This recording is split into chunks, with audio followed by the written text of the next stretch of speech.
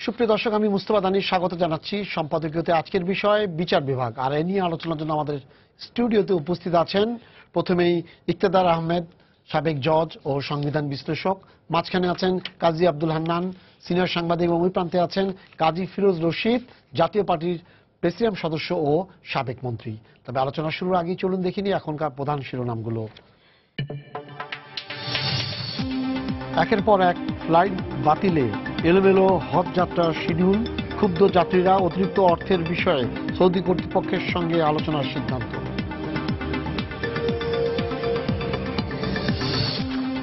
নারায়ণগঞ্জে চলন্ত ট্রাকে তরুণী ধর্ষণের অভিযোগ, মূল্যবোধের অবক্ষয় ও আইনের শাসনের বড় অভাবেই বাড়ছে এমন ঘটনা, রয়েছে আইনি জটিলতাও।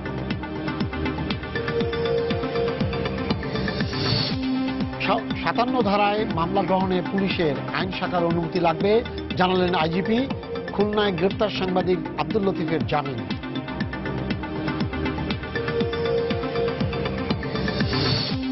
পদ্মা সেতু প্রকল্পের দুর্নীতির অভিযোগে নেপথ্য ষড়যন্ত্রকারীদের শনাক্তে তদন্ত কমিশন না হওয়ায় আদালতের ক্ষোভ, 31 আগস্টের মধ্যে গঠনের নির্দেশ। এবং নির্বাচনের সেনা মোতায়েন হলে দীর্ঘমেয়াদে তা সুফল বয়ে আনবে না, বাহিনীর রাজনীতিতে সম্পৃক্ত হওয়ার সুযোগ সৃষ্টি হবে, আশঙ্কা বিশ্লেষকদের।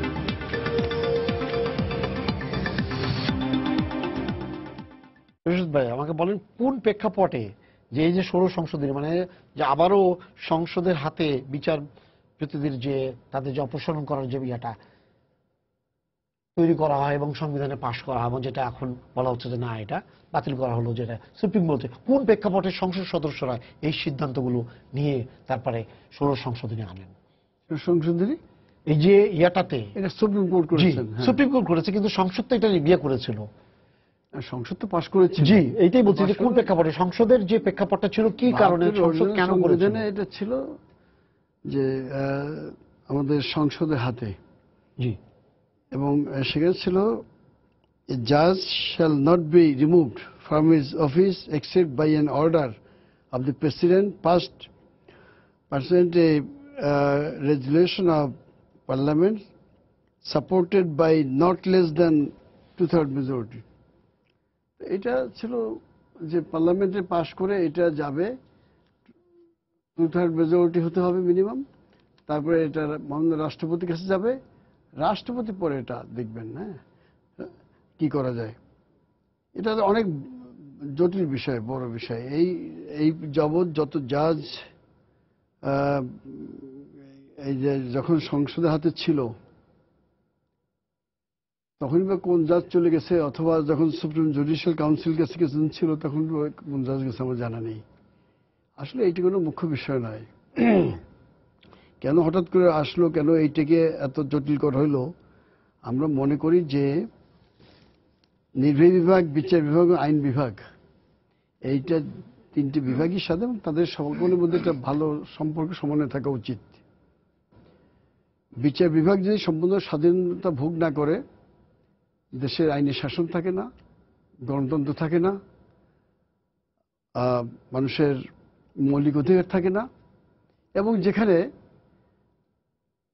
দুর্বলরা অত্যাচারিত হয়, কারা কোর্টে যায়, কারা দুর্বলরাই বেশি যায়।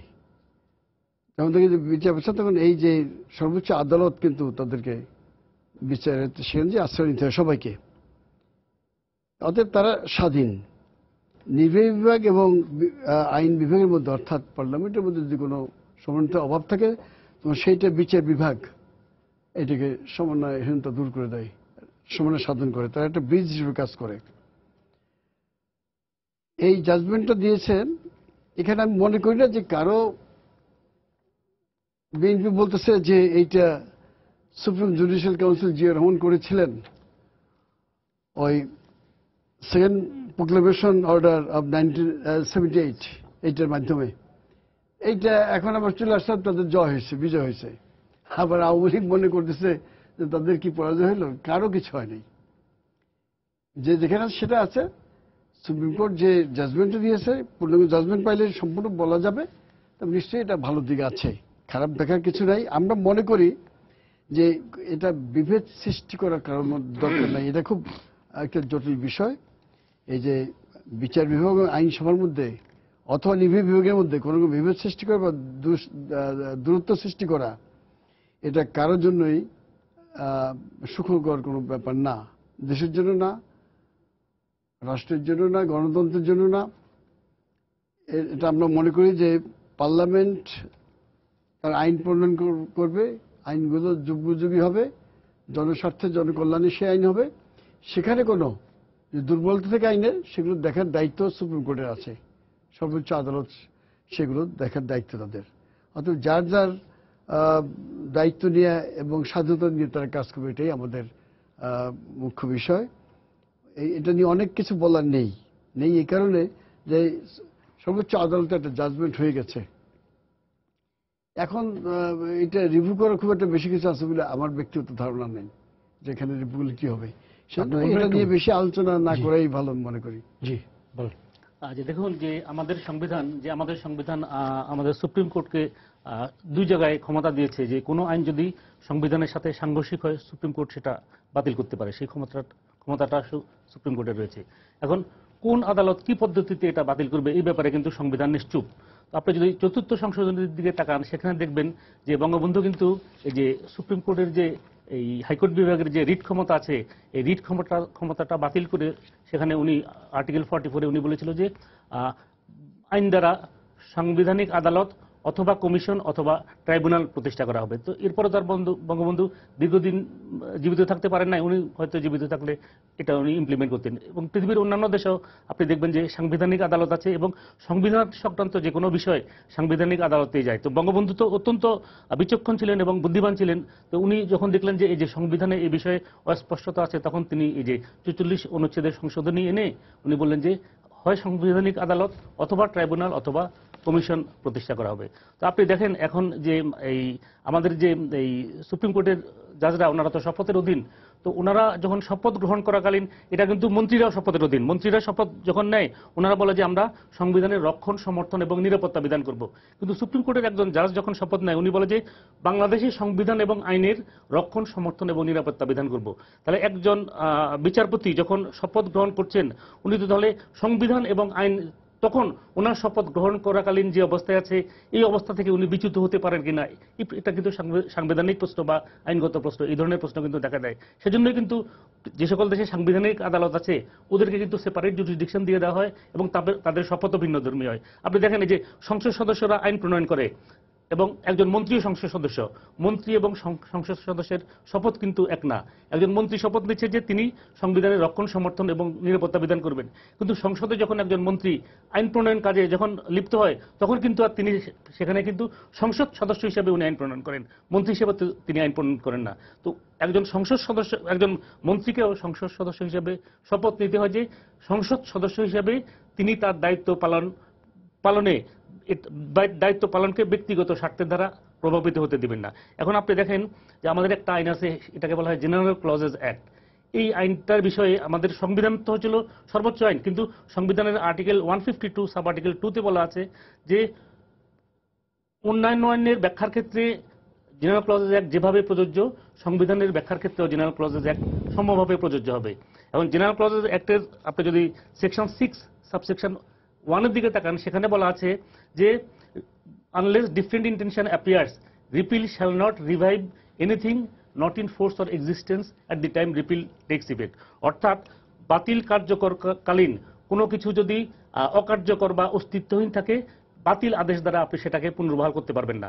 তো এখন আপনি দেখেন যে এই যে পার্লামেন্ট 16 সংশোধনী প্রণয়ন করেছে এবং 16 সংশোধনী প্রণয়নের মাধ্যমে সুপ্রিম জুডিশিয়াল কাউন্সিল সিস্টেমকে বাতিল করে পার্লামেন্টারি ইমপিচমেন্ট সিস্টেম অর্থাৎ সংসদীয় অভিশংসন প্রথায় পুনঃপ্রবর্তন করেছে। এখন সুপ্রিম কোর্ট এটা বাতিল করে দিল, এই যে পার্লামেন্টারি অভিশংসন প্রথা এটাকে বাতিল করে দিল। তাহলে সুপ্রিম কোর্ট কর্তৃক এটা বাতিলকালীন আপনার এই যে সুপ্রিম জুডিশিয়াল কাউন্সিলের কিন্তু অস্তিত্ববিহীন। তাহলে এখন এই যে এটা তো এখন article section 6 subsection 1 of the general clauses act অনুযায়ী এটা তো সাংঘর্ষিক হচ্ছে। আপনি যদি পঞ্চম সংশোধনীর জাজমেন্টের দিকে তাকান সেখানে আপনি দেখবেন সেখানে দুটো বিষয় বলা হয়েছে। একটা হচ্ছিল তখন হচ্ছিল চতুর্থ সংশোধনী দ্বারা কিন্তু বঙ্গবন্ধু কিন্তু না, চতুর্থ সংশোধনী দ্বারা বঙ্গবন্ধু কিন্তু ওই যে সুপ্রিম পার্লামেন্টারি ইমপিচমেন্ট সিস্টেমটা রহিত করে বলেছে যে এই রাষ্ট্রপতির কারণ দর্শানোর মাধ্যমে তাদেরকে রিমুভ করতে পারবেন। তখন এই যে পঞ্চম সংশোধনীর জাজমেন্টে ওনারা বলেছেন যে এই যে রাষ্ট্রপতির কারণ দর্শানো এবং এই যে সুপ্রিম জুডিশিয়াল কাউন্সিল, এই দুইটার মধ্যে হচ্ছিল সুপ্রিম জুডিশিয়াল কাউন্সিল মোর ট্রান্সপারেন্ট, সেজন্য ওনারা এটা অ্যাকসেপ্ট করেছেন। আর পার্লামেন্টারি ইমপিচমেন্ট সিস্টেম সম্পর্কে ওনারা কিন্তু তখন ওই প্রিন্সিপালটা বলেছেন যে যেহেতু এটা অস্তিত্ববিহীন এবং অকার্যকর, তাহলে অস্তিত্ববিহীন এবং অকার্যকর কোনো কিছুকে আমরা সংবিধানে স্থান দিতে পারি না, এই কথা বলে কিন্তু এটাকে ওনারা এই যে নাকচ করে দিয়েছেন। তো এখন এটা হচ্ছিল আমার উপলব্ধি বা আমার আন্ডারস্ট্যান্ডিং, আমি যতটুকু আইন বুঝি, সংবিধান বুঝি, বা এই আমাদের যে এই জেনারেল ক্লজেস এক বা সংবিধান সংশ্লেষে অন্যান্য আইন বুঝি, তো আমার বিবেচনায় বা আমার উপলব্ধিতে এটা হলো যে এই রিভাইভ করার, যে সুপ্রিম কোর্ট বাতিল করতে পারে কিন্তু রিভাইভ করার ক্ষমতাটা আমার মনে হয় যে এই সংবিধানের কোনো জায়গায় সুপ্রিম কোর্টকে দেওয়া হয় নাই। এখন অনেকে প্রশ্ন করতে পারেন বা এই জাজমেন্টে আলোচনা করা হয়েছে যে অষ্টম সংশোধনী যখন বাতিল করলো, এই যে ওই হাইকোর্ট বিভাগের যে বিভিন্ন ইয়েতে এই জেলাতে যে বেঞ্চ করা হয়েছিল, 7টি বেঞ্চ করা হয়েছিল বোধহয়, 6টি হাইকোর্টের যে বেঞ্চ করা হয়েছিল, তো অষ্টম সংশোধনীর মাধ্যমে যখন এটা বাতিল করে দেওয়া হলো, তখন তো এটা মানে অটোমেটিক্যালি রিভাইভ হয়ে গিয়েছে। তো তখন আপনাকে একটা জিনিস দেখতে হবে যে তখন তো আওয়ামী লীগ এবং বিএনপি উভয় দলের অবস্থান ছিল কিন্তু এই যে এই যে উনি যে বিভিন্ন জেলায় যে বেঞ্চ নেওয়া হয়ে গেছে, এই বেঞ্চের বিরুদ্ধে অবস্থান ছিল। তখন আমার আমি জয়েন্ট ডিস্ট্রিক্ট জাজ হিসেবে আমার পোস্টিং ছিল টাঙ্গাইলে, এবং ওই দিন যেদিন জাজমেন্ট প্রোনাউন্স হয় আমি টাঙ্গাইল থেকে ছুটি নিয়ে আমি কিন্তু এই যে অ্যাপিলেট ডিভিশনের যে এই প্রধান বিচারপতির যে এজলাস, ওই এজলাসকে আমি নিজেও, আমার আগ্রহ ছিল, আমি নিজে উপস্থিত ছিলাম। তো তখনকার প্রেক্ষাপট আর এখনকার প্রেক্ষাপট তো ভিন্ন। তখন আমাদের যে বড় দুটি রাজনৈতিক দল বিএনপি এবং আওয়ামী লীগ, দুইটা দলেরই কিন্তু অবস্থান ছিল যে হাইকোর্ট বেঞ্চ যে বিভিন্ন জেলায় স্থাপন করা হয়েছে, এই হাইকোর্ট বেঞ্চগুলো উঠে চলে আসুক। কিন্তু এখন দেখেন, এখন কিন্তু এই যে আওয়ামী লীগের অবস্থান, তারা কিন্তু এবং দেশবাসী বা জনগণও এখন চাচ্ছে কিন্তু যে হাইকোর্ট বেঞ্চ যেন আবার হয়ে যায়, ডিসেন্ট্রালাইজড হয়ে বিভিন্ন জেলায় যায়। এবং আমি যতটুকু জানি মাননীয় প্রধানমন্ত্রী চট্টগ্রাম সফরকালীন সেখানকার আইনজীবীরা চট্টগ্রামে বেঞ্চ স্থাপনের জন্য বলেছিল এবং উনি তাদেরকে কথাও দিয়েছিলেন যে এটা করবেন। এখন ধরেন যখন সংবিধান প্রণীত হয় তখন এদেশের জনসংখ্যা ছিল 7.5 লক্ষ, 7.5 কোটি, আর এখন আমাদের জনসংখ্যা হচ্ছিল 16 কোটির উপরে। এখন 16 কোটি যদি জনসংখ্যা হয়ে থাকে, তখন তো ধরেন আমাদের যে এখন যে একক সুপ্রিম কোর্ট এবং বাংলার যে সংখ্যা, আমার মনে হয় যে এখন যে এটা একদম জনদাবি এবং এটা বাস্তব ভিত্তিক যে সুপ্রিম কোর্টের বেঞ্চ বিভিন্ন এই জেলায় অন্ততপক্ষে 5টা বা 7টা বেঞ্চ দেওয়া হয়েছে। তারপরে আপনারা একটা জিনিস দেখেন, সংবিধান যখন প্রণীত হয় আর্টিকেল 44 সাব আর্টিকেল 2, সেখানে বলেছে যে হাইকোর্ট বিভাগকে যে রিট পাওয়ার দেওয়া হয়েছে, এই ক্ষমতার হানি না ঘটিয়ে অন্য কোনো আদালতকে এই যে রিট পাওয়ার, এখানে তো 5টা বা 6 ধরনের রিট পাওয়ার কথা বলা আছে, যে কোনো একটি ক্ষমতা অন্য কোনো আদালতকে বা সকল ক্ষমতা অন্য কোনো আদালতকে সংসদ আইন প্রণয়ন করে দিবে বা দিতে পারে। তো এখানে যে সংসদ যে অন্য আর্টিকেল 44 সাব আর্টিকেল 2তে অন্য কোনো আদালত বলতে জেলা জজ আদালতকে বোঝানো হয়েছে। তাহলে সংবিধানের চেতনা বা সংবিধানের স্পিরিট হলো, যখন সংবিধান প্রণীত হয় এদেশের জনসংখ্যা ছিল 7.5 কোটি, এখন হলো 16 কোটি। এখন 16 কোটি জনগণের মামলার যে চাপ, এই চাপ এককভাবে আমাদের বর্তমান যে সুপ্রিম কোর্টের পক্ষে বহন করা সম্ভব না। সেজন্যই কিন্তু আপনি 72 সংবিধানে এটা বঙ্গবন্ধু প্রণয়ন করেছিলেন। আমি প্রথমে বলেছি যে বঙ্গবন্ধু অত্যন্ত দূরদর্শী সম্পন্ন নেতা ছিলেন, এবং এই আর্টিকেল 42 সাব আর্টিকেল 2তে এই বিধানটা আছে যে হাইকোর্ট বিভাগের ক্ষমতার হানি না ঘটিয়ে রিট সংক্রান্ত সকল ক্ষমতা বা যে কোনো ক্ষমতা অপর কোনো আদালতে দিয়ে সংসদ আইন প্রণয়ন করবে। তো সেই আইনটা এখনো প্রণয়ন হয় নাই। এই ধরনের আইন যদি আপনাকে ধরেন, ওনারা যারা রাজনীতি করেন সবাই তো রাজনীতি করেন হচ্ছিল জনগণের কল্যাণের জন্য এবং জনগণের মঙ্গলের জন্য। আমি যদি জনগণের কল্যাণ, আমরা সবাই কিন্তু জনগণের, আপনি যদি সংবিধানের দিকে তাকান, সংবিধানে কিন্তু বলা আছে যে প্রজাতন্ত্রের কর্মে যারা নিয়োজিত তাদের হচ্ছিল আবশ্যিক কর্তব্য হলো যে জনগণকে নিঃস্বার্থ সেবা প্রদান। আপনি এখন সংসদ সদস্য বলেন বা আমরা যারা প্রজাতন্ত্রের কর্মে, আমিও কোনো এক সময় নিয়োজিত ছিলাম, তাহলে আমাদের দায়িত্ব হচ্ছিল জনগণকে নিঃস্বার্থ সেবা প্রদান। এখন আমরা জনগণকে নিঃস্বার্থ সেবা কে কতটুকু প্রদান করতে পেরেছি, এটা নিয়ে কথা আছে। হ্যাঁ, হান্নান ভাই বলেন। অবস্থাটি খুব চমৎকার। এক পাশে আছেন আইন প্রণেতা, আর এক পাশে দীর্ঘদিন ধরে যিনি বিচার কার্যক্রমে অংশ নিয়েছেন, বিচারক হিসাবে রাষ্ট্রের দায়িত্ব পালন করেছেন। উনি টেকনিক্যালি এই রায় এবং রায়ের যে টেকনিক্যাল দিক উনি এই দিক দিয়ে অভিজ্ঞ, আরেকজন আইন প্রণয়নের ক্ষেত্রে অভিজ্ঞ। মাঝখানে দাঁড়িয়ে আমি একজন পর্যবেক্ষক। আমি পেশার কারণেই এই তিনটি জায়গাকেই আমাদেরকে পর্যবেক্ষণ করতে হয়। আর এই জাজমেন্টের মজার দিকটি হচ্ছে, খুব তাৎপর্যপূর্ণ দিকটা হচ্ছে, এখানে জুডিশিয়াল স্ক্রুটিনি হয়েছে, বিচারিক পর্যালোচনা হয়েছে বেশি, যত না তার অপারেটিভ পার্টে সিদ্ধান্ত দেওয়া হয়েছে। আমি কয়েকটি জায়গায় আপনাকে উল্লেখ করি। বিচারিক পর্যালোচনা কেন বলছি? বাংলাদেশের রাজনীতির জন্য, বাংলাদেশের ভবিষ্যৎ বাংলাদেশের জন্য আমি মনে করি এই জাজমেন্টটি একটি গুরুত্বপূর্ণ ভূমিকা রাখবে। কারণটি হচ্ছে, এখানে পার্লামেন্টকে বিশ্লেষণ করা হয়েছে। পার্লামেন্টের, অর্থাৎ গত 46 বছরে আমাদের গণতন্ত্র কোন জায়গায় পৌঁছেছে, ইতিহাসে এই জাজমেন্টটি তার সাক্ষ্য দেবে। 2, আমাদের বিচার ব্যবস্থা কোন পর্যায়ে দাঁড়িয়ে কাজ করেছে, তার একটি দালিলিক প্রমাণ হিসাবে এটা ভবিষ্যতে সাক্ষ্য দেবে। 3, আমাদের রাষ্ট্র, সরকার এবং বিচার বিভাগ সঙ্গে আমাদের আইন প্রণয়নকারী সংস্থা, 3টি অর্গান কিভাবে পরস্পরের সাথে সম্পর্কটি কি ছিল, সেটিও কিন্তু এই রায় একটি দলিল হিসাবে থেকে যাবে। যেমন এই রায়ে বর্তমান রাজনৈতিক অবস্থা, বর্তমান গণতন্ত্রের সম্পর্কে যে কমেন্টটা করেছে সেটা খুবই তাৎপর্যপূর্ণ।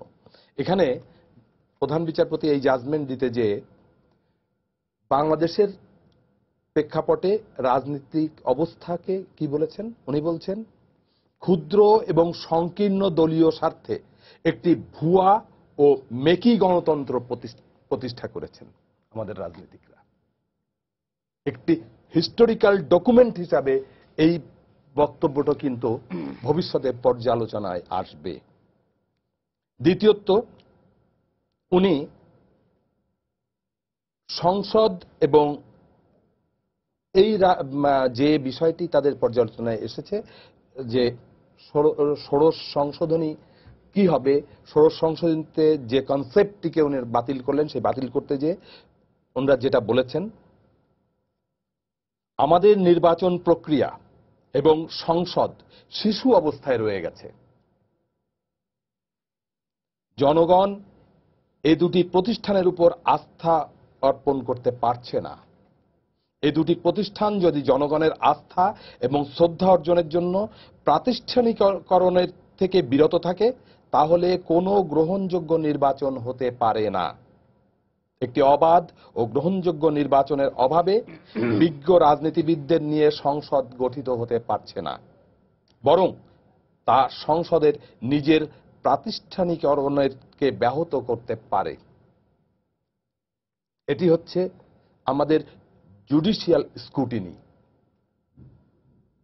আর এই বিষয়ে উপসংহার টানা হচ্ছে কিভাবে, সংসদ যদি যথেষ্ট পরিপক্কতা অর্জন না করে, তাহলে উচ্চ আদালতের বিচারকদের অপসারণ করার ক্ষমতা সংসদের কাছে ন্যস্ত করা হবে আত্মঘাতী উদ্যোগ। সংসদের কাছে বিচার বিভাগের জবাবদিহি করা উচিত নয়, বরং রাজনৈতিক দলগুলোর উচিত হবে জাতীয় নির্বাচনে তাদের প্রার্থী বাছাইয়ে সতর্ক হওয়া। এই যে বক্তব্যগুলো, এগুলো হচ্ছে সমাজের যে সমস্ত বিতর্কগুলো সমাজে রয়ে গেছে তার সর্বোচ্চ জায়গা থেকে কনক্লুশন টানা। কারণ জুডিশিয়াল স্ক্রুটিনির পরে, বিচারিক পর্যালোচনার পরে কোনো বিতর্ক আর সমাজে জিয়ে রাখা যায় না। কারণ সর্বোচ্চ জায়গায় একমাত্র অথরিটি যার, তিনি সিদ্ধান্ত দিয়ে দিচ্ছেন, দেওয়ার পরে সেই বিতর্কের কিন্তু সেখানেই অবসান হওয়ার কথা। তাহলে এই জাজমেন্ট কিন্তু সেই জায়গায় চলে গেছে।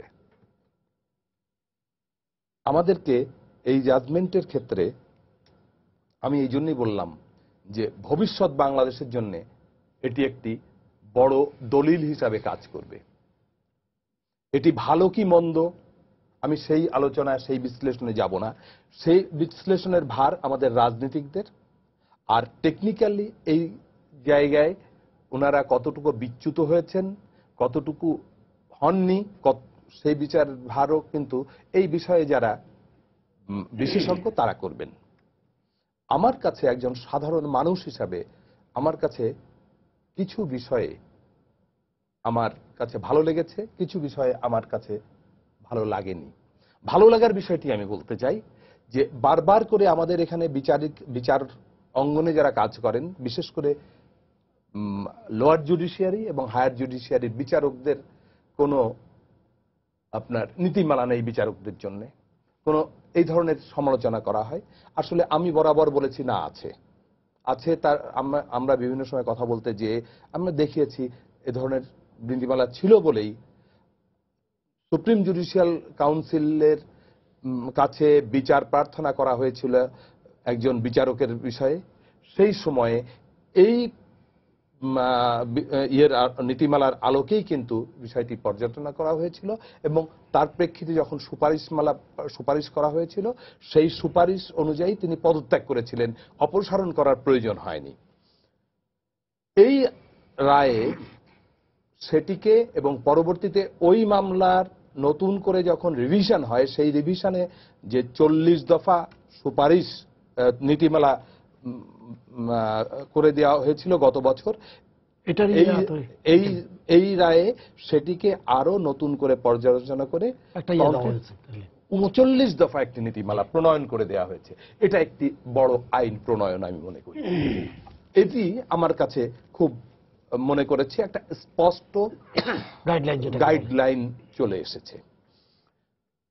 আমি এই সঙ্গে আরেকটি বিষয় যোগ করতে চাই, সেটি হচ্ছে একটি সমালোচনা বরাবর ছিল, সেই জায়গায় আমরা এই রায়ের মধ্য দিয়ে জুডিশিয়ারির একটি জবাব আমরা পেয়েছি। সেটি কি?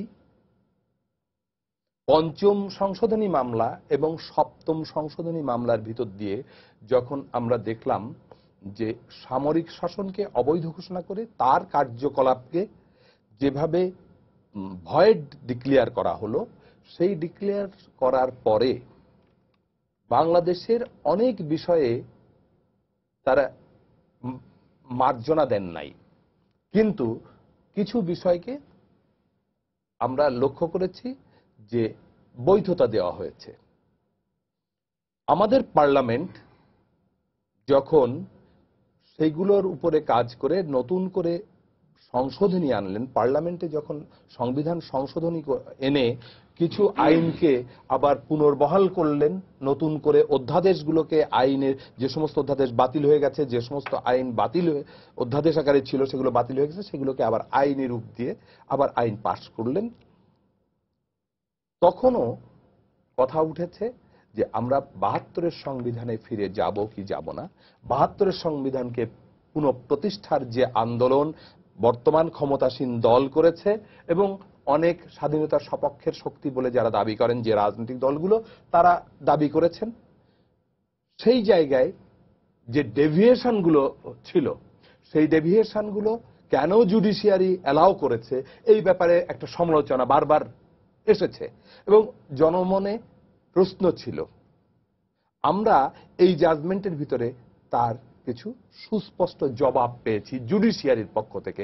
আমি মনে করি যে এই জায়গাটিও এই জাজমেন্টের একটি পজিটিভ দিক। একটা ফোন আছে, ফিরোজ ভাই আপনাকে যাব। হ্যাঁ দর্শক, আপনার পরিচয় দিয়ে প্রশ্ন করুন। আসসালামু আলাইকুম। আসসালাম। আমি তপন ঘোষ বলছি কক্সবাজার থেকে। জি। প্রধানমন্ত্রী যদি কোনো দোষ করে তাহলে সংসদে ইমপিচমেন্ট হতে পারে, আর রাষ্ট্রপতিও কোনো দোষ করলে সংসদে ইমপিচমেন্ট হতে পারে, কিন্তু প্রধান বিচারপতি দোষ করলে কোথায় তার জবাবদিহিতা করবে, এই ব্যাপারে আমি একটু জানতে চাচ্ছি। জি, আপনাকে ধন্যবাদ। হ্যাঁ, ওনার জবাব দিতে পারবে, কারণ এটা তো আমরাই আসামি, আমরাই সব। এই জবাবটা আমার দেওয়া খুব কঠিন। আমাদের যেহেতু ষোড়শ সংশোধনী বাতিল হয়ে গেছে এবং এই রায়টি আমি লক্ষ্য করব 799 পৃষ্ঠা, 800 পৃষ্ঠা এই রায়, বিশাল রায়। সেখানে ফাইন্ডিংস উনি যে কথাগুলো বলেছেন, আমাদের রাজনৈতিক দুর্বলতা, গণতন্ত্রের দুর্বলতা, একদম স্পষ্ট বলেছেন যে আজকে স্বাধীনতা এত বছর পরেও যে উদ্দেশ্য নিয়ে, যে স্বপ্ন নিয়ে সেদিন আমরা একটি যুদ্ধ করেছিলাম, সেই গণতন্ত্র, সেই স্বপ্ন আমরা বাস্তবায়িত করতে পারিনি, সেই দুর্বলতা মধ্যে আছে। সে রায়তে স্পষ্ট প্রতিফলন হয়েছে। আপনি লক্ষ্য করবেন 90 পরে, বিশেষ করে 90-তে আমরা মার্শাল দিয়ে সরকারে এসেছিলাম, জাতীয় পার্টি, তারপরে 3 জোটের রূপরেখা অনুযায়ী একটি 91 সালে একটি সরকার গঠন হলো, তত্ত্বাবধায়ক সরকার নাম দিয়া, যেটা সংবিধানের কোথাও ছিল না। সেটা আমরা মেনে নিছি জাতির স্বার্থে, দেশের স্বার্থে। এবং সেই নির্বাচনে আমাদের সুপ্রিম কোর্টের মাননীয় প্রধান বিচারপতি শাহাবুদ্দিন সাহেব তত্ত্বাবধায়ক সরকার প্রধান হয়ে চলে আসলেন। তা এটা এসে উনি একটি নির্বাচন করাইলেন, মামলা মোকদ্দমা সবকিছু করে উনি আবার সংশোধন নিজ স্বার্থে, আমি আবারও বলতেছি, নিজ স্বার্থে সংশোধন বাতিল করে আবার উনি চলে গেলেন, সংশোধন করে, সংবিধান সংশোধন করে উনি আবার চলে গেলেন হাইকোর্ট, সুপ্রিম কোর্টের প্রধান বিচারপতি হয়ে। এই যে সংবিধান বারবার কাটছাট সংশোধন করা, বিশেষ করে ব্যক্তির স্বার্থে কোনো সংবিধান সংশোধন করা যাবে না, চেঞ্জ করা যাবে না, এটা অসম্ভব ব্যাপার। তাও কিন্তু হয়েছে। এই রায়তে সেই দুর্বলতা উঠে এসছে। কাটছাট করতে তো আপনার রাখি নেই কিছু। উনি বলছেন না, আমি কথাই দিয়েছিলাম যে প্রধান বিচারপতি যে আমি ইলেকশন করে দিয়ে আবার আসবো, মাহবুবে আবদার, আপনি সংবিধান, এটা তো ব্যক্তি স্বার্থ হয়ে গেল। আপনি নির্বাহী বিভাগের প্রধান হয়ে একটা নির্বাচন করলেন, আমার মধ্যে মামলা মোকদ্দমা দিলেন, এই মামলায় ঘাটতি দিয়ে আবার আপনি যে সুপ্রিম কোর্টে প্রধান বিচারপতি বসলেন, বসে আপনার করলেন আসবো, আমি যে মামলা দিচ্ছি ওই মামলা বিচার আমি করবো। সেদিন এরা তো কোনো কথা বলেনি। অতএব সেইগুলোও কিন্তু এখানে চলে আসছে। অর্থাৎ দুর্বলতা সবার মধ্যে আছে, আমাদের সংসদেও দুর্বলতা আছে। সেদিন যদি সংসদ বলতে না এটা আমরা করতে পারি না, আপনার যেখানে যত পদ চান আজীবন ওই প্রেসিডেন্টই ভোগ করেন বঙ্গবন্ধু থাকে, তা আপনাকে লিখে দেবো, কিন্তু সংবিধানকে এইভাবে ব্যক্তির স্বার্থে আপনি সংশোধন করবেন না। তা এই যে বর্তমান যে ষোড়শ সংশোধনী, এতে অনেকগুলো দিক আছে, পর্যবেক্ষণে প্রচন্ড ইয়ে আছে। এখানে শিক্ষণীয় আমাদের রাজনীতিবিদদের অনেক কিছু আছে। আমরা সংসদে যে আইনগুলো প্রণয়ন করি সেখানে ওনারা কিছু পর্যবেক্ষণ দিয়েছেন, সঠিক আইন প্রণয়ন করি কিনা, সংসদটা সঠিকভাবে যারা সংসদ সদস্য উপযুক্ত তারা আসে কিনা, 70-এর অনুচ্ছেদ নিয়ে কথা বলেছেন, ওই জায়গায় সাংঘর্ষিক বলে উনি বলছেন যে এটা, উনি বলছেন যে 70-এর এটা থাকার অবস্থায় 116 কোনো মতেই আসে না। একজন সংসদ সদস্য স্বাধীনভাবে তার মতামত প্রকাশ করতে পারতেছে না, তার স্বাধীনতা ভোগ করতে পারতেছে না সংসদে। আমাকে বলতেছে যে আমি আমার নিজের স্বাধীনতা ভোগ করে, আমি কারো হস্তক্ষেপ না করে আমরা নিরপেক্ষভাবে একটা কাজ করব, কিন্তু আমি ওইখানে এসে বাধাগ্রস্ত হচ্ছি 70 অনুচ্ছেদে, যে আমি আমার স্বাধীন মতামত দিতে পারতেছি না, অনিচ্ছা সত্ত্বেও আমার দল চাপে আমি সেখানে ভোট দিতে বাধ্য, নাহলে আমার সংসদ চলে যাবে। সেখানে তারা বলছে যে সংসদ সদস্যরা স্বাধীন না, স্বাধীনভাবে তাদের মতামত দিতে পারবেন না, অর্থাৎ তাদের ইচ্ছা মতন, দলীয় ইচ্ছা মতন স্বার্থে তাদের ভোট দিতেই হবে, অতএব তাদের কাছে এইটা রাখা যায় না, এইটা উনি বলছেন আর কি। তো এখানে দ্বিমত তো থাকবেই। একজন একটা বিচার যখন হয় সব পক্ষ খুশি হয় না, এক পক্ষ খুশি হবে, এক পক্ষ অখুশি হবে। অতএব তার মধ্যে দিয়ে তারা চিন্তা করে যে কোনটা করলে কি হবে, সেটা তাদের বিচার তারা করেছেন, তাদের রায় তারা দিয়েছেন। কেউ সংক্ষুব্ধ হবে, কেউ কিছু ভালো লাগবে, কেউ কিছু মন্দ লাগবে, এখানে আমার কিছু ব্যক্তিগত বলার নেই। তবে যে রায়টা আসছে, এই রায়টা থেকে আমাদেরও রাজনীতিবিদদের, বিশেষ করে সংসদ সদস্যদের অনেক শিক্ষণীয় বিষয় আছে আমি মনে করি। জি, যে আমাদের যে যখন যে পঞ্চম এবং সপ্তম সংশোধনী যখন বাতিল হলো, পঞ্চম, সপ্তম এবং ত্রয়োদশ সংশোধনী বাতিল হলো, এই 3টা সংশোধনী বাতিলের ফলশ্রুতিতেই তো পঞ্চদশ সংশোধনী করা হলো। এবং পঞ্চদশ সংশোধনী প্রণয়নকালীন এখন আমাদের যে বর্তমান যে ক্ষমতাসীন দল, যে তাদের ইলেকশন ম্যানিফেস্টো ছিল যে তারা 72 সংবিধানের প্রত্যাবর্তন করবেন, কিন্তু আমরা দেখলাম যে পঞ্চদশ সংশোধনী প্রণয়নকালীন ওনারা এই পঞ্চম সংশোধনীর মাধ্যমে যেটা বাতিল হয়ে গেছে, আর্টিকেল 96 এবং আর্টিকেল 99। আর্টিকেল 96 হলো বিচারকদের এই এই সুপ্রিম জুডিশিয়াল কাউন্সিলের মাধ্যমে অপসারণ, আর সেখানে আবার বিচারকদের বয়সও আছে। সপ্তম সংশোধনীর মাধ্যমে বয়স 62 থেকে 65 করা হয়েছিল। আর এই আর্টিকেল 99 যেটা, সেটা হলো 72 সংবিধানে ছিল যে উচ্চ আদালতের একজন বিচারক অবসর পরবর্তী প্রজাতন্ত্রের কোনো লাভজনক পদে অধিষ্ঠিত হতে পারবেন না। তো এটা কেন করা হয়েছিল? অর্থাৎ উচ্চ আদালতের বিচারকদের সকল ধরনের প্রলোভনের ঊর্ধ্বে রাখার জন্য এই 72 সংবিধানে এই বিধানটা রাখা হয়েছিল। তো পরবর্তীতে আমরা দেখলাম যে এই 99 অনুচ্ছেদে সংশোধনী এনে বলল যে অবসর পরবর্তী বিচারকরা জুডিশিয়াল এবং কোয়াজি জুডিশিয়াল পোস্ট হোল্ড করতে পারবে, এবং হাইকোর্ট ডিভিশন থেকে অবসরের পরে ওনারা এই আপিল বিভাগে ওকালতি করতে পারবে। এরপরে আমরা দেখলাম যে ত্রয়োদশ সংশোধনীর মাধ্যমে বলা হলো যে তারা তত্ত্বাবধায়ক সরকারের প্রধান উপদেষ্টা এবং উপদেষ্টা হতে পারবেন।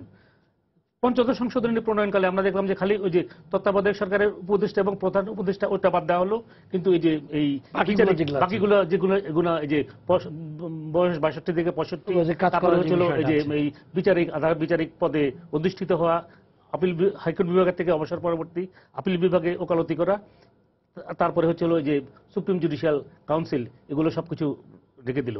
কিন্তু আপনি যদি পঞ্চদশ সংশোধনী পরবর্তী পার্লামেন্ট কর্তৃক, এই পঞ্চদশ সংশোধনী পার্লামেন্ট কর্তৃক প্রণয়ন পূর্ববর্তী, অর্থাৎ এই 3টা সংশোধনী যখন বাতিল হয়ে গেল, তখন কিন্তু আইন মন্ত্রণালয় একটা সংবিধান মুদ্রণ করেছিল। সেখানে দেখবেন যে সেখানে কিন্তু ওইখানকার ওই সংবিধানের যদি আর্টিকেল 99 দেখেন, সেখানে কিন্তু এই যে এই আপনার এই যে এই জুডিশিয়াল এবং কোয়াজি জুডিশিয়াল পোস্ট হোল্ড করা এবং হাইকোর্ট ডিভিশন থেকে অবসর পরবর্তী আপিল বিভাগে ওকালতি করা, ওটা কিন্তু বাদ দিয়ে দেওয়া হয়েছিল আর কি। তো যাই হোক, যে এখন যারা সংসদ সদস্য বা যারা রাজনীতি করেন, ওনারা তো জনগণের কথা বিবেচনা করেই রাজনীতি করেন এবং দেশের কল্যাণ এবং মঙ্গলের জন্য রাজনীতি করেন। তো আমার যেটা মনে হচ্ছে যে পঞ্চদশ সংশোধনী প্রণয়নকালে যদি এই এখন যে এই সুপ্রিম জুডিশিয়াল কাউন্সিল প্রথা তো 16 সংশোধনীর মধ্যে বাতিল করলেন, পঞ্চম সংশোধনী প্রণয়নকালীন যদি ওনারা যদি পার্লামেন্টারি ইমপিচমেন্টে চলে আসতেন, তাহলে কিন্তু এত প্রশ্ন আসতো না। আর আরেকটা জিনিস দেখেন যে পার্লামেন্টারি ইমপিচমেন্ট সিস্টেম যেটা, এটা আমাদের ফিরোজ সাহেব একটু আলোকপাত করেছেন, এটা কিন্তু মানে অনেক দীর্ঘ প্রক্রিয়া। এখন হয়তো এই নির্বাচনটা নিয়ে তো যথেষ্ট বিতর্ক আছে। এই নির্বাচনে কেউ হয়তো যে 2/3 মেজরিটি পেয়েছে। বাংলাদেশে যদি ভবিষ্যতে কখনো নিরপেক্ষ নির্বাচন হয়, it is very difficult on the part of any political party to get 2/3 majority. তাহলে যদি 2/3 মেজরিটি যদি না পায়, একটা দলের পক্ষে কোনো বিচারপতির বিরুদ্ধে অভিযোগ এনে তো ধরেন এটা পার্লামেন্টে পাশ করানো সম্ভব না। আর পৃথিবীর যে সকল দেশে এই পার্লামেন্টারি ইমপিচমেন্ট সিস্টেম আছে, তো এই ইমপিচমেন্ট সিস্টেমের আগে কিন্তু ওই জুডিশিয়াল বডিতেই একটা ইনকোয়ারি হয়। তো এখানে দেখেন একজন বিচারক যদি পার্লামেন্টারি ইমপিচমেন্ট সিস্টেম থাকে, এতে একজন বিচারপতির মানে ক্ষতিগ্রস্ত হওয়ার আমি কোনো আশঙ্কা দেখি না। কেননা সেখানে প্রথমত হচ্ছিল যেটা হচ্ছিল একটা বিচার বিভাগীয় যে কমিটি থাকবে, তারা তদন্ত করে দেখবে যে উনি ওনার দ্বারা কোনো ধরনের এই যে ইয়ে হয়েছে কিনা, যে মিসকন্ডাক্ট, অসদাচরণ হয়েছে কিনা। ওনারা যদি তদন্ত করে যদি পায়, এটা পার্লামেন্টে রিপোর্ট করবে। পার্লামেন্টে আবার সেখানে যে এই আইন বিচার ও সংসদ বিষয়ক মন্ত্রণালয় সংক্রান্ত যে সংসদীয় স্থায়ী কমিটি আছে, ওই কমিটিতে কিন্তু পূর্ণাঙ্গ শুনানি হবে। তাহলে ওই কমিটিতেও যদি এই ধরনের কোনো বিচারকের বিরুদ্ধে যদি অভিযোগ উত্থাপিত হয়, উনি ওই কমিটিতেও আত্মপক্ষ সমর্থনের সুযোগ পাবেন। আবার যখন এই যে বিচার বিভাগীয় যে কমিটি হবে, সেখানেও কিন্তু আত্মপক্ষ সমর্থনের সুযোগ পাবেন। তাহলে একজন বিচারকের আমরা এখানে দেখছি যে 2 জায়গায় তার আত্মপক্ষ সমর্থনের সুযোগ রয়েছে। তো কোনোভাবে আমার মনে হয় না যে এই সিস্টেমটা যদি ইন্ট্রোডিউসড হয়, এবং এটা হচ্ছিল গণতন্ত্রের চিন্তা চেতনার সাথে হচ্ছিল এটা সামঞ্জস্যপূর্ণ। এবং পৃথিবীর সকল গণতান্ত্রিক রাষ্ট্রে, আপনি আমাদের পার্শ্ববর্তী ভারত দেখেন, আপনি যুক্তরাজ্য দেখেন বা যুক্তরাষ্ট্র দেখেন, ফ্রান্স দেখেন বা স্ক্যান্ডিনেভিয়ান কান্ট্রিজ দেখেন, জাপান দেখেন, যেসব দেশে আমার যাওয়ার সুযোগ হয়েছিল, এই প্রত্যেক দেশে কিন্তু হয়েছিল এই সংসদীয় অভিশংসন প্রথা। তো এখন ওনারা বলছেন যে আমাদের গণতন্ত্র এখনো শিশু পর্যায়ে আছে। এখন পর্যবেক্ষণের কারণে যে কথাগুলো বলেছে, যে যার উপর আমরা আস্থা রাখবো তার উপর তো আমরা আস্থা রাখতে পারছি না, যে এই জিনিসটা ওনারা এইভাবে বলেছে। গণতন্ত্র এখন বাংলাদেশ স্বাধীন হয়েছে 45 বা 46 বছর হয়ে গিয়েছে। এখন গণতন্ত্র এরপরেও যদি গণতন্ত্র শিশু পর্যায়ে থাকে, এটা তো জাতি হিসাবে আমাদের সকলের জন্য লজ্জাজনক ব্যাপার এবং দুঃখজনক ব্যাপার, এবং এটার দায়ভার তো আমাদের সকলকেই বহন করতে হবে। এটা খালি রাজনীতিবিদদের দোষারোপ দিয়ে তো লাভ হবে না। এদেশে যে মানে রাজনীতিবিদরা যদি সুষ্ঠু নির্বাচন করতে ব্যর্থ হয়ে থাকে, তাহলে কি জন্য ব্যর্থ হয়েছে, কেন ব্যর্থ হয়েছে, এগুলো তো খতিয়ে দেখার প্রয়োজন আছে। হ্যাঁ, আনন্দ ভাই যে কথাগুলো বললেন, আসলে তার সাথে আমি আরেকটু যোগ করতে চাই, এই বলে যে আমাদের এই জাজমেন্টে কিন্তু একটা কথা স্পষ্ট করে বলা হয়েছে, সেটি হচ্ছে পর্যবেক্ষণে বলা হয়েছে যে যেসব দেশে বিচারপতিদের সংসদীয় অভিশংসনের ব্যবস্থা রয়েছে সেই সব দেশের গণতন্ত্র আমাদের তুলনায় মানে বয়প্রাপ্ত হলেও সেখানে এই ব্যবস্থা কার্যকরভাবে প্রয়োগ করা সম্ভব হয়নি। তার মানে হচ্ছে উনি যেভাবে ব্যাখ্যা করলেন, আসলে এই প্রক্রিয়াটি কার্যকরভাবে প্রয়োগ করা এতটাই দুষ্কর যে যেখানে গণতন্ত্র আরো ডেভেলপ সেখানেও তারা পারছে না। তাহলে আমাদের বিচার ব্যবস্থার, আমাদের বিচারকদের এটা নিয়ে ভীতিটা কোথায়, এই প্রশ্নটা স্বাভাবিক আসে যে তাহলে তো ওটাই তাদের জন্য নিরাপদ। এই জায়গায় তারা আবার একটু নিজেদের সিদ্ধান্তে আসার জন্যে যে প্রসঙ্গগুলো নিয়ে এসেছেন তার ভিতরে সংসদ সদস্য রাজনৈতিক দৃষ্টিভঙ্গিতে যার ব্যাখ্যা করার কথা উনি বলেছেন, এটিকে যদি আমরা এই জাজমেন্টের ভাষায় বলি তাহলে এটি কিন্তু আরো কঠোরভাবে বিষয়টাকে তারা নিয়ে এসেছেন সংবিধানের ৭০ অনুচ্ছেদের বিষয়টি।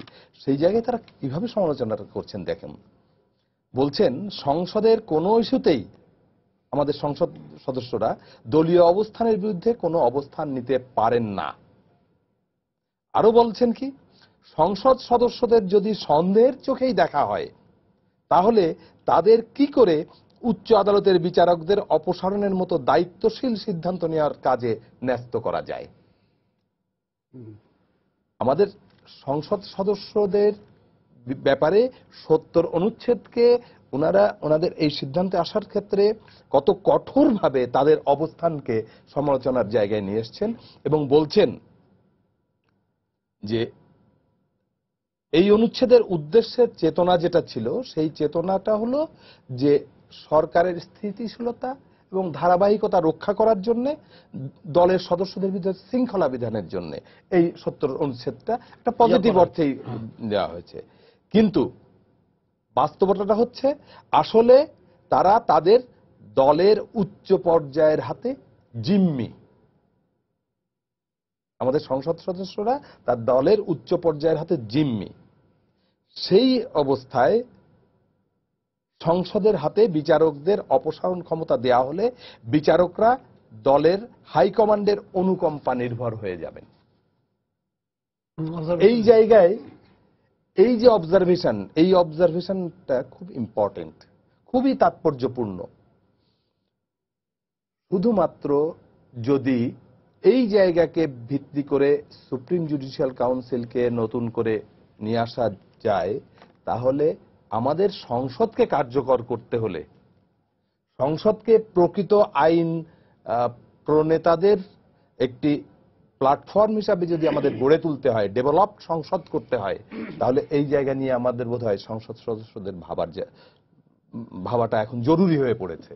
তারা যদি, যে প্রশ্নকর্তা সরাসরি আমাদের কাছে যে প্রশ্নটি রাখলেন তার ওনার প্রশ্নের জবাবেই বলতে হয় যে পার্লামেন্টের সদস্যরা এমনকি প্রধানমন্ত্রীও যদি অপসারণ সংসদ সদস্যরা করতে পারেন,